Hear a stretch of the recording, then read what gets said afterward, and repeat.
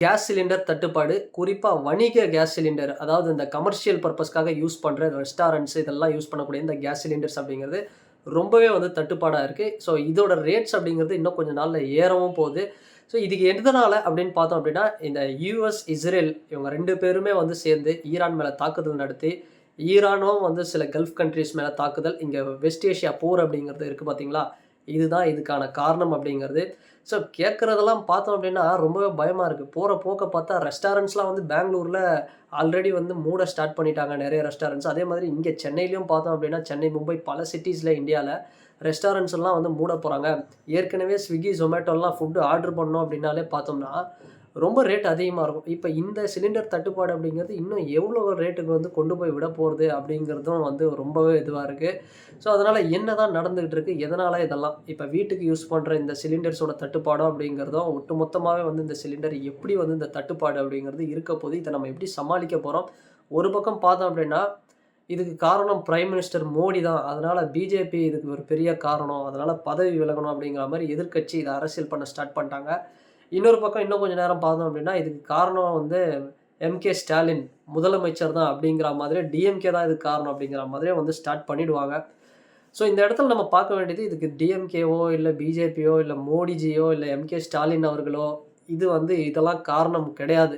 இது என்ன அப்படின்னு நம்ம பார்த்தோம் அப்படின்னா, அந்த ஸ்ட்ரெய்ட் ஆஃப் ஹொர்மூஸ் அப்படின்னு வந்து ஒரு இடம் இருக்குங்க. அந்த கல்ஃப் நேஷன்ஸ்ன்னு சொல்லக்கூடிய குறிப்பா இந்த ஈரான் பகுதி, ஈரான்ல இருந்து அப்படியே இந்த சுத்தி ஒரு இது வரும். யுஏஇ, குவைத்து, அப்புறம் இந்த கத்தாரு இதெல்லாம் வந்து வரும். இந்த அமீரகத்து, அந்த அரபு, சவுதி அரேபியா இந்த நாடுகள்ல இந்த கடல் வழி பாதையில ஸ்ட்ரெய்ட் ஆஃப் ஹொர்மூஸ்ன்னு ஒரு பாதை ஒண்ணு இருக்கு. அது வழியா தான் இந்த ஷிப் அப்படிங்கிறது இதெல்லாமே வந்து வரும்.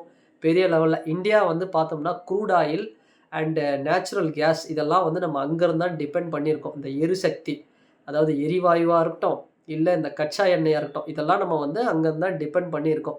ஸோ ஈரானு, ஓமனு, குவைத்து, இந்த கத்தாரு, அப்புறம் சவுதி அரேபியா, யுஏஇ இந்த நாடுகள்ல தான் இந்த வளம் அப்படிங்கிறது அதிகமா இருக்கு.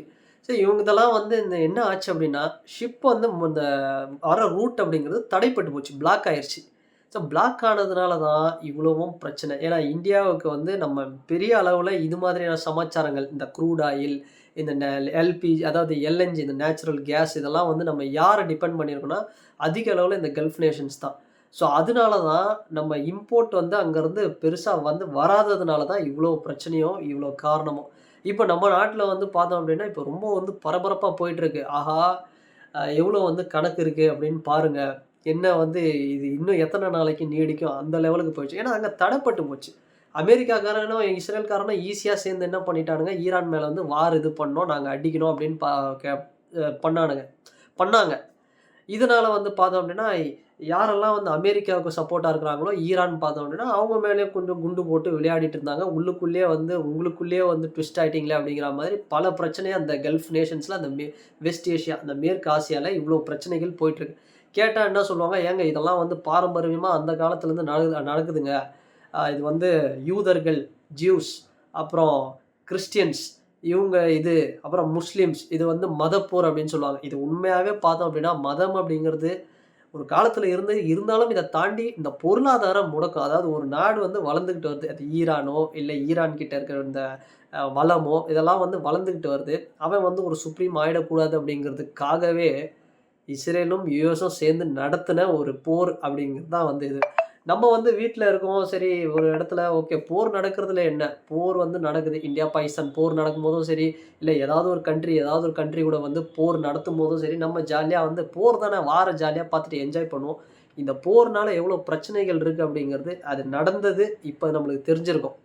ஒரு ஒரு சென்னைக்கும், ஒரு ஈரானுக்கும் என்ன கனெக்ஷன் இருக்கு அப்படிங்கிறது நம்ம இப்ப தெரிஞ்சிருக்கும். ஸோ இதுல வந்து நம்ம கிளியரா அதனால போர எந்த விதத்திலயுமே வந்து நம்ம ஆதரிக்கவே கூடாது. அசால்ட்டா சொல்லிடுவாரு. ட்ரம்ப் போன்ற ஒரு தலைவர்கள்லாம் வந்து அசால்ட்டா போர் வந்து ஸ்டார்ட் ஆயிடுச்சுங்க. அவங்களே நெனச்சா ஸ்டார்ட் பண்ணுவாங்க. அவங்களே நெனச்சா முடிச்சுருவாங்க.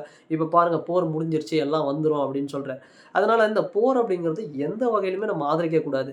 அதாவது ஒரு முக்கியமான வேற தவிர்க்கவே முடியாத ஒரு சூழல்றா ஏதோ ஒண்ணுன்னா ஏதோ ஒரு 2 குரூப் வந்து போர் வந்து நடத்திக்கலாமே தவிர, அது கூட அந்த குரூப் தான். இதனால பாதிக்கப்பட்டது யாரு? பாருங்க ஈரான்ல எத்தனையோ குழந்தைகள் வந்து இறந்து போனாங்க ஸ்கூல்ல. இது மாதிரி எவ்வளோ விஷயங்கள் இருக்கு. இவங்க கூலா வந்து உட்காந்துருக்காங்க. ட்ரம்ப் அவர் வந்து கூலா ஒரு பதில் சொல்லிட்டு இருந்தாரு. ஆமா, அயத்தொல்லா காமேனி வந்து என்ன கொல்ல வேணும்னு நெனச்சாரு. அதனால நான் அவர கொன்னுட்டேன் அப்படின்னு. இது ஒரு 2 நாடுகள் டென்ஷன்ஸ் இது தலைவர்கள் இதெல்லாம் தாண்டி பொருளாதாரம் தான். இப்ப ஈரானோ, இங்க இருக்கக்கூடிய இந்த கல்ஃப் நேஷன்ஸே ஏதாவது ஒரு பொருளாதார ரீதியா அவங்க வந்து வளர்றாங்க. அவங்கள டிபெண்ட் பண்ணி தான் உலகமே இருக்கு. ஆமா, இந்தியாவும் வந்து நம்ம டிபெண்ட் பண்ணி தான் இருக்கோம். கிட்டத்தட்ட வந்து பார்த்தோம்னா, கத்தார் அப்படிங்கிற நாட்டுல இருந்து நமக்கு வந்து ஒரு 40% அப்படிங்கிறது அந்த எல்என்ஜி அந்த லிக்விஃபைட் நேச்சுரல் கேஸ் அப்படிங்கிறது வருது. அதேபோல வேர்ல்டே பார்த்தோம் அப்படின்னா, அந்த ரூட்ட தான் டிபெண்ட் பண்ணியிருக்காங்க. அந்த கல்ஃப்லேருந்து வரக்கூடிய அந்த ஸ்ட்ரெய்ட் ஆஃப் ஹோர்முஸ் அத வந்து டிபெண்ட் பண்ணியிருக்காங்க. கிட்டத்தட்ட ஒரு 20% ஆயில் அப்படிங்கிறது உலகம் முழுக்க வந்து போறது அங்கருந்து தான். ஸோ அப்படி ஒரு மிகப்பெரிய வளம் கொண்ட இடம். ஸோ அத நம்ம அடிச்சோம், ஒரு போர் இது பண்ணோம்னா, இப்ப பாருங்க எல்லாருமே வந்து நம்ம திணறிட்டு இருக்கோம். இப்ப நம்ம அடுத்து எத நோக்கி போவோம்? இப்ப எரிபொருள், எரிசக்தி அப்படிங்கிற ஒரு விஷயம் தடைப்பட்டு போச்சு அப்படின்னா, எல்லாருமே தான் பாதிக்கப்படும். இப்ப நெக்ஸ்ட் நம்ம என்ன பண்ண போறோம்? இப்ப நம்ம வீட்டிலேயே பார்த்தோம் அப்படின்னா, ஒரு சிலிண்டர் எரிவாயு வரல அப்படின்னா, நம்ம நெக்ஸ்ட் என்ன பண்ண போறோம்? அவ்வளோதான். ஒரு இண்டக்ஷனோ, ஒரு ஒரு எலக்ட்ரிக் குக்கரோ இந்த மாதிரி வந்து நம்ம மூவ் ஆகி போவோம். ஸோ இண்டக்ஷன் அடுப்பு, அந்த மாதிரி மைக்ரோ அவனு அது மாரி மூவ் ஆகி போவோம். ஆனா ஒரு கமர்ஷியலா ஒரு பெரிய ஒரு லெவல்ல ஒரு ரெஸ்டாரண்ட்ஸ் இருக்கு. ஒரு மிகப்பெரிய ஒரு ஹோட்டல்ஸ் நடத்துறோம். ஒரு இது நடத்தணும் அப்டின்னா, வெறும் வந்து ஒரு மைக்ரோ அவன வச்சோ, இல்ல ஒரு இண்டக்ஷன் அடுப்ப வச்சோ ஒண்ணுமே பண்ண முடியாது. இந்த மாதிரியான கமர்ஷியல் எல்பிஜி சிலிண்டர்ஸு இது மாதிரியான விஷயங்கள வச்சு தான் வந்து பண்ண முடியும். ஆனா இந்தியன் ஆயில் கார்ப்பரேஷனே வந்து இப்ப பார்த்தோம் அப்டின்னா, எங்ககிட்ட இவ்ளோ தான் இருப்பு இருக்கு அப்டிங்கிற மாரி வந்து சொல்லிட்டாங்க. பல இடங்கள்ல ரெஸ்டாரண்ட்ஸ் வந்து மூடிட்டு இருக்காங்க. எனக்கு தெரிஞ்சு சென்னையிலேயே வந்து ஒரு ரெஸ்டாரண்ட்ஸ் எல்லாம் வந்து மூடிருவாங்க அப்டிங்கிற மாரி தான் போயிட்டுருக்கு. என்ன நடக்க போகுது? என்ன ஒண்ணுமே புரியல. எப்பா சீக்கிரமா அந்த ஸ்ட்ரெய்ட் ஆஃப் ஹோர்முஸ் அப்படிங்கிற அந்த ரூட்ட வந்து தயவுசெய்து வந்து அந்த பிளாக்க ரிலீஸ் பண்ணி விடுங்கப்பா. அப்படி பண்ணா மட்டும் தான் வந்து அங்கருந்து நெறைய அந்த ஷிப்லருந்து வரக்கூடிய அதுதான் வந்து மெயின் சோர்ஸே. இது மட்டும் கிடையாது. மெடிசின் பல ஃபீல்டு, பல இடங்கள், பல ஏரியாக்கள் வந்து நமக்கு வந்து இப்ப பாதிப்பு அடைஞ்சுட்டு தான் இருக்காங்க. வேர்ல்டு வைட் எல்லாருமே.